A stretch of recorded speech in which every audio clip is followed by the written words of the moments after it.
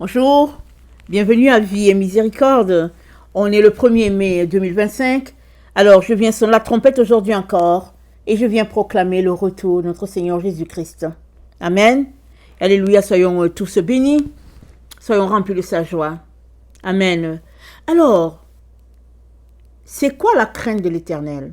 Amen. C'est quoi la crainte de l'Éternel? Alors, dans le psaume 111, au verset 10, c'est dit, la crainte de l'Éternel, c'est le commencement de la sagesse.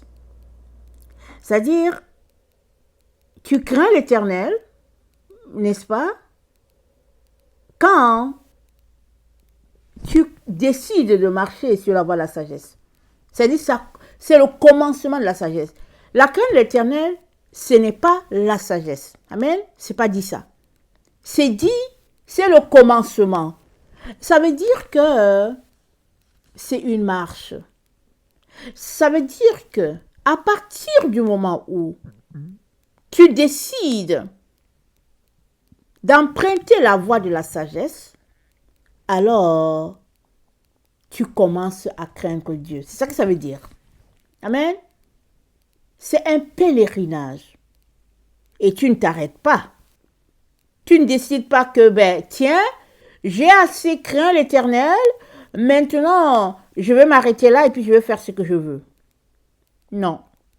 À partir du moment où tu as décidé que tu vas commencer à craindre Dieu, alors ça correspond aussi au fait que tu es en train de devenir sage, ou bien tu as emprunté la voie qui mène à la sagesse.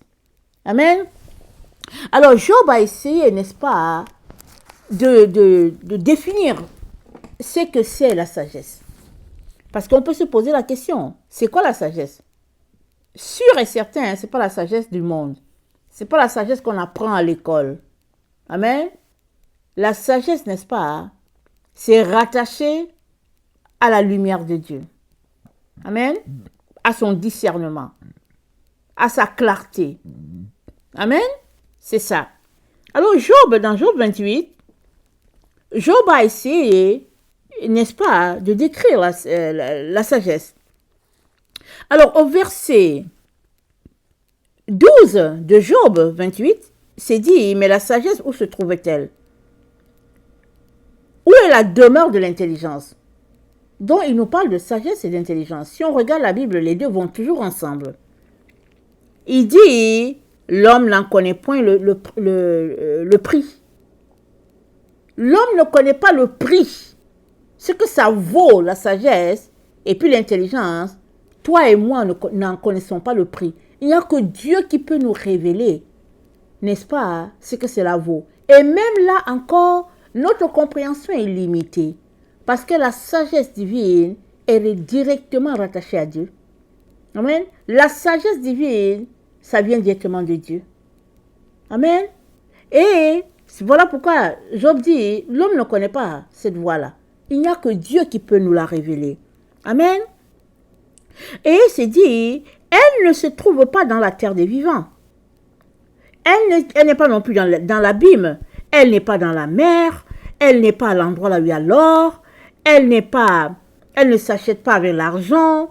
On ne la trouve pas comme un objet précieux comparé au saphir. Ce n'est pas un verre.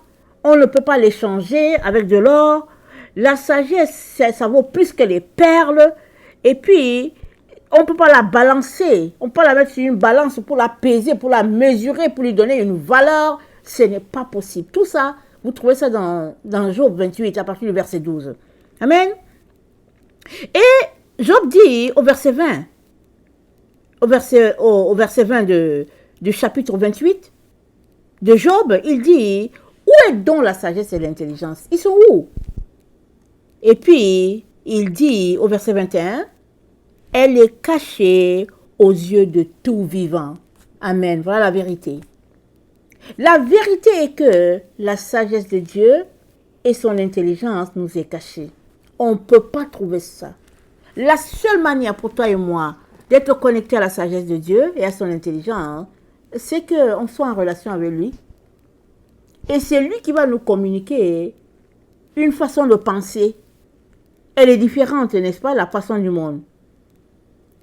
Et les gens vont se demander, ceux-là qui n'ont pas Dieu vont se demander, mais pourquoi elle pense comme ça? Pourquoi est-ce qu'ils pensent comme ça? C'est parce que c'est Dieu qui te communique la façon de penser. C'est différent. Voilà pourquoi, si tu veux la sagesse de Dieu, tu as besoin, n'est-ce pas, de te séparer des choses du monde. Tu ne peux pas te mélanger avec les choses du monde et en même temps avoir les choses de Dieu. C'est deux voies différentes. Tu as besoin de choisir la voie qui mène à la sagesse de Dieu. Et c'est dit, nous sommes au verset 21, n'est-ce pas, de Job 28, c'est dit, elle est cachée aux yeux de tout vivant, elle est cachée aux oiseaux du ciel.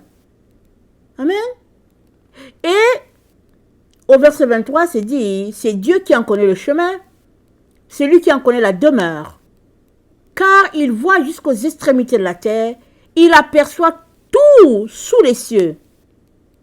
Quand il régla le poids du vent, et qu'il fixa la mesure des eaux, quand il donna des lois à la pluie, et qu'il traça la route de l'éclair et du tonnerre, alors il vit la sagesse et la manifesta.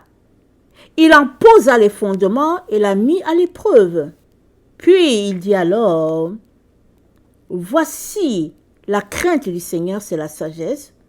S'éloigner du mal, c'est l'intelligence. Amen. Craindre Dieu, c'est la sagesse. C'est ça que c'est dit. Mais on venait de lire dans Psaume 101 que la crainte de Dieu, c'est le commencement de la sagesse. Tu commences, à partir du moment où tu décides de marcher dans la sagesse de Dieu, tu viens de commencer à craindre Dieu. Amen.